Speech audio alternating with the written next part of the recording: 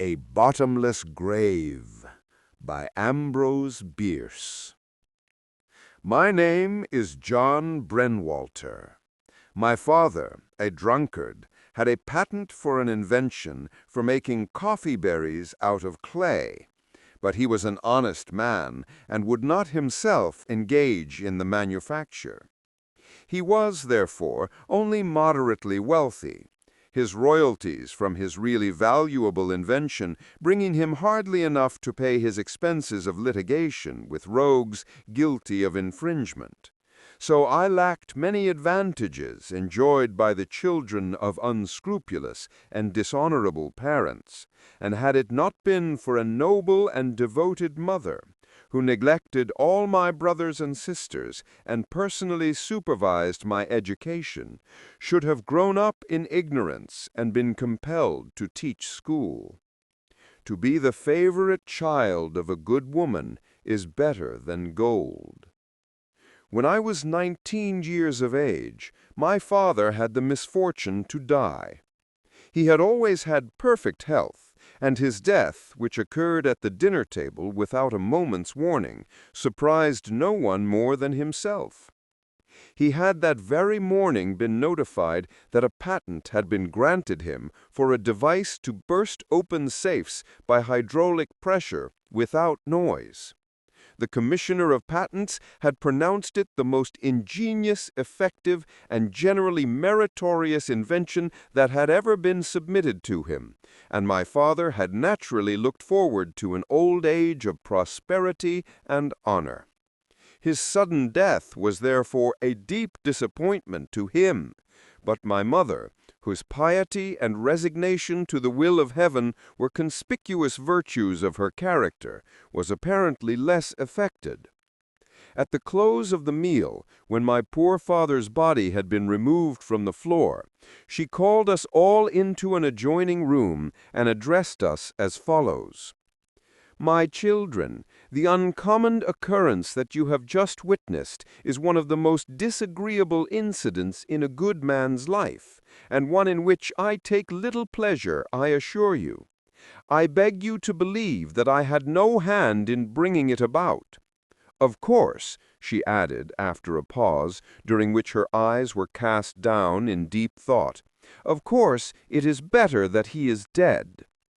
She uttered this so evidently a sense of its obviousness as a self-evident truth that none of us had the courage to brave her surprise by asking an explanation. My mother's air of surprise when any of us went wrong in any way was very terrible to us. One day, when in a fit of peevish temper I had taken the liberty to cut off the baby's ear, her simple words, "John, you surprise me," appeared to me so sharp a reproof that after a sleepless night I went to her in tears and, throwing myself at her feet, exclaimed, "Mother, forgive me for surprising you." So now we all, including the one-eared baby, felt that it would keep matters smoother to accept without question the statement that it was better somehow for our dear father to be dead. My mother continued, "I must tell you, my children, that in a case of sudden and mysterious death, the law requires the coroner to come and cut the body into pieces and submit them to a number of men who, having inspected them, pronounce the person dead.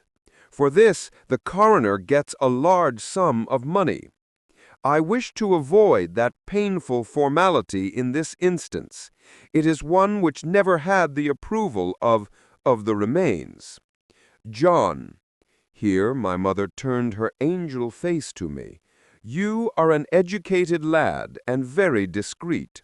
You have now an opportunity to show your gratitude for all the sacrifices that your education has entailed upon the rest of us. John, go and remove the coroner." Inexpressibly delighted by this proof of my mother's confidence, and by the chance to distinguish myself by an act that squared with my natural disposition, I knelt before her, carried her hand to my lips, and bathed it with tears of sensibility. Before 5 o'clock that afternoon, I had removed the coroner. I was immediately arrested and thrown into jail, where I passed a most uncomfortable night, being unable to sleep because of the profanity of my fellow prisoners, two clergymen, whose theological training had given them a fertility of impious ideas and a command of blasphemous language altogether unparalleled. But along toward morning, the jailer, who, sleeping in an adjoining room, had been equally disturbed, entered the cell and with a fearful oath warned the reverend gentleman that if he heard any more swearing, their sacred calling would not prevent him from turning them into the street. After that, they moderated their objectionable conversation, substituting an accordion, and I slept the peaceful and refreshing sleep of youth and innocence. The next morning I was taken before the superior judge, sitting as a committing magistrate, and put upon my preliminary examination. I pleaded not guilty, adding that the man whom I had murdered was a notorious Democrat. My good mother was a Republican, and from early childhood I had been carefully instructed by her in the principles of honest government and the necessity of suppressing factional opposition.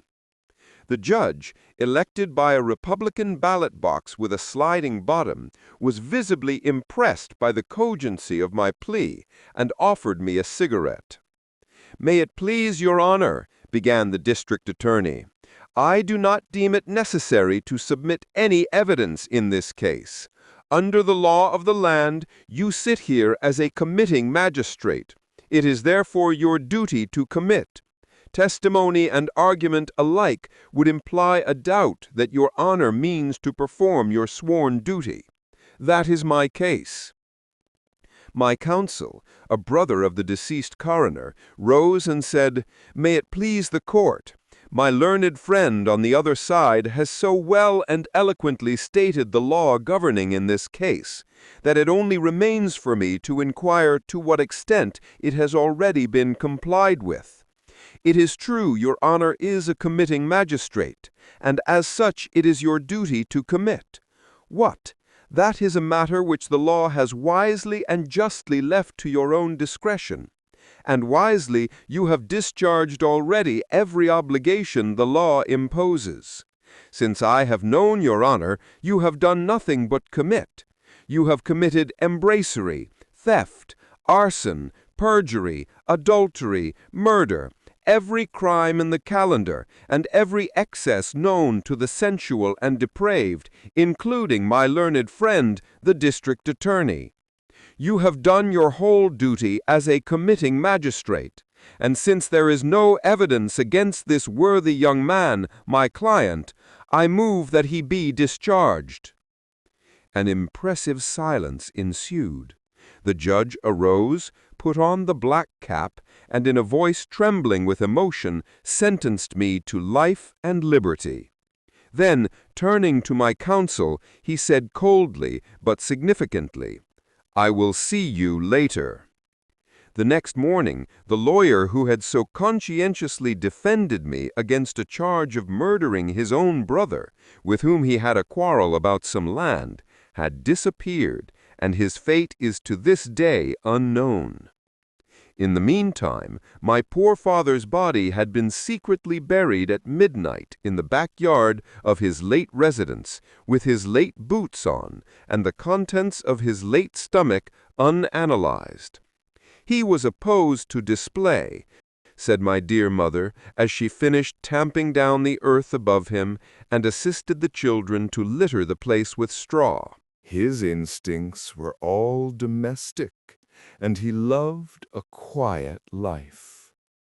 My mother's application for letters of administration stated that she had good reason to believe that the deceased was dead, for he had not come home to his meals for several days. But the judge of the Crowbait Court, as she ever afterward contemptuously called it, decided that the proof of death was insufficient and put the estate into the hands of the public administrator, who was his son-in-law. It was found that the liabilities were exactly balanced by the assets, There was left only the patent for the device for bursting open safes without noise by hydraulic pressure, and this had passed into the ownership of the probate judge and the public administrator, as my dear mother preferred to spell it. Thus, within a few brief months, a worthy and respectable family was reduced from prosperity to crime. Necessity compelled us to go to work. In the selection of occupations, we were governed by a variety of considerations, such as personal fitness, inclination, and so forth. My mother opened a select private school for instruction in the art of changing the spots upon leopard skin rugs. My eldest brother, George Henry, who had a turn for music, became a bugler in a neighboring asylum for deaf-mutes.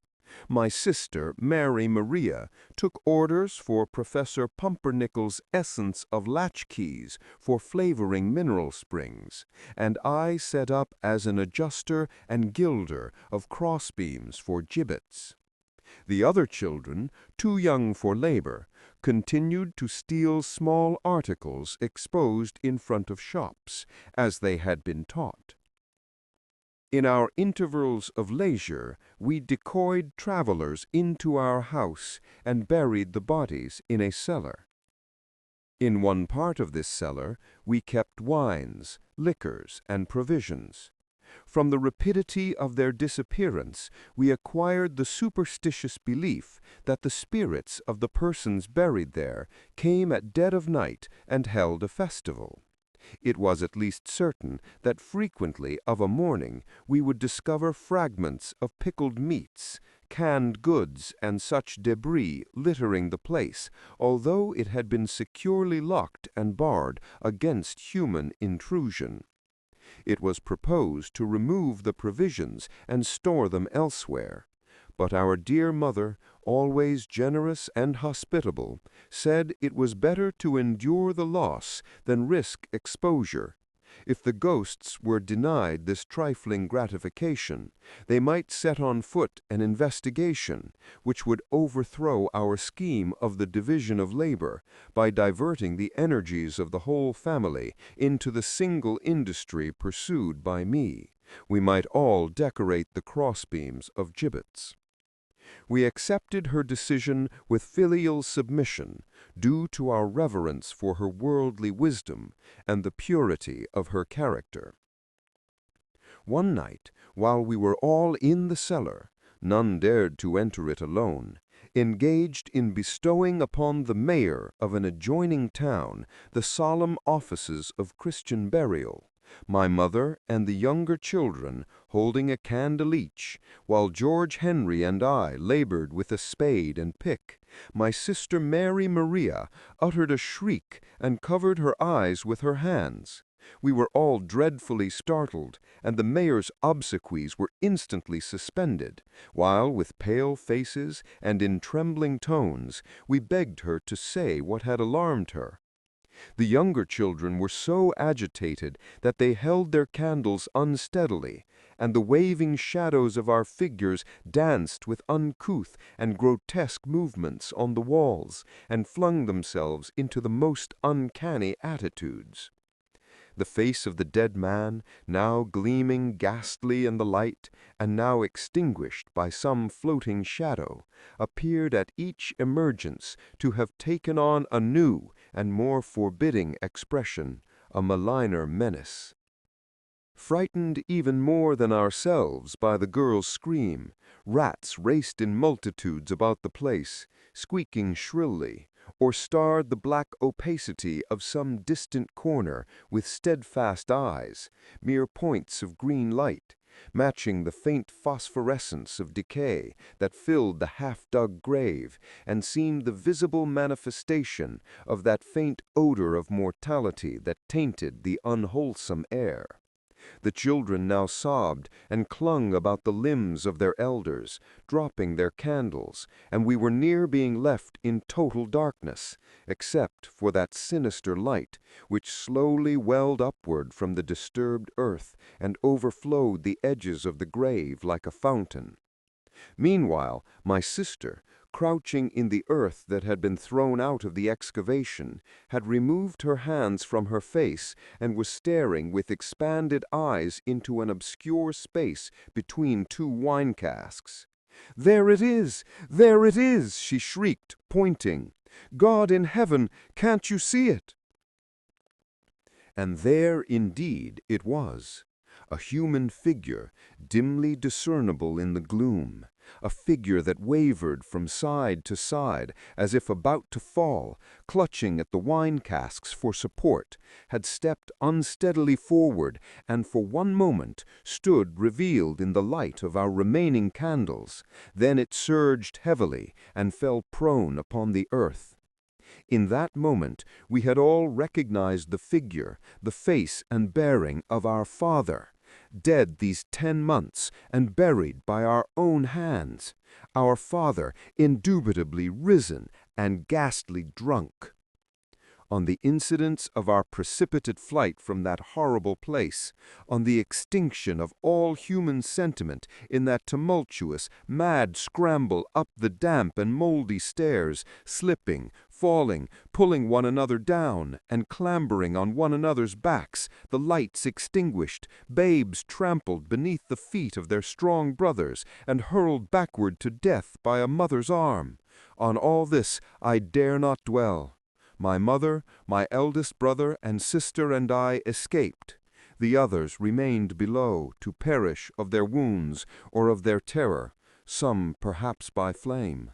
For within an hour we 4, hastily gathering together what money and jewels we had and what clothing we could carry, fired the dwelling and fled by its light into the hills. We did not even pause to collect the insurance, and my dear mother said on her deathbed, years afterward, in a distant land, that this was the only sin of omission that lay upon her conscience. Her confessor, a holy man, assured her that, under the circumstances, heaven would pardon the neglect.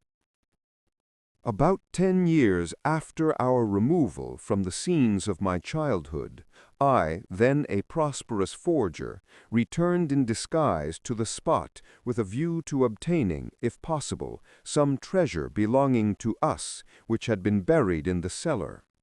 I may say that I was unsuccessful. The discovery of many human bones in the ruins had set the authorities digging for more. They had found the treasure and kept it for their honesty. The house had not been rebuilt. The whole suburb was, in fact, a desolation. So many unearthly sights and sounds had been reported thereabout that nobody would live there. As there was no one to question or molest, I resolved to gratify my filial piety by gazing once more upon the face of my beloved father, if indeed our eyes had deceived us, and he was still in his grave. I remembered, too, that he had always worn an enormous diamond ring, and never seeing it nor hearing of it since his death, I had reason to think he might have been buried in it. Procuring a spade, I soon located the grave in what had been the backyard, and began digging. When I had got down about 4 feet, the whole bottom fell out of the grave, and I was precipitated into a large drain, falling through a long hole in its crumbling arch. There was no body, nor any vestige of one. Unable to get out of the excavation, I crept through the drain, and having with some difficulty removed a mass of charred rubbish and blackened masonry that choked it, emerged into what had been that fateful cellar. All was clear. My father, whatever had caused him to be taken bad at his meal, and I think my sainted mother could have thrown some light upon that matter, had indubitably been buried alive. the grave having been accidentally dug above the forgotten drain and down almost to the crown of its arch, and no coffin having been used, his struggles on reviving had broken the rotten masonry, and he had fallen through, escaping finally into the cellar. Feeling that he was not welcome in his own house, yet having no other, he had lived in subterranean seclusion, a witness to our thrift and a pensioner on our providence. It was he who had eaten our food. It was he who had drunk our wine. He was no better than a thief.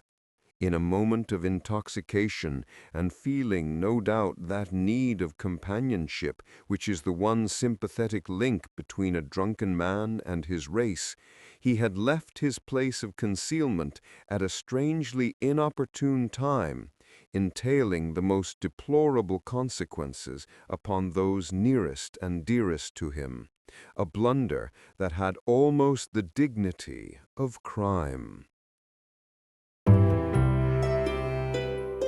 You are in the Silver Library. If you enjoyed the experience, like and subscribe for more.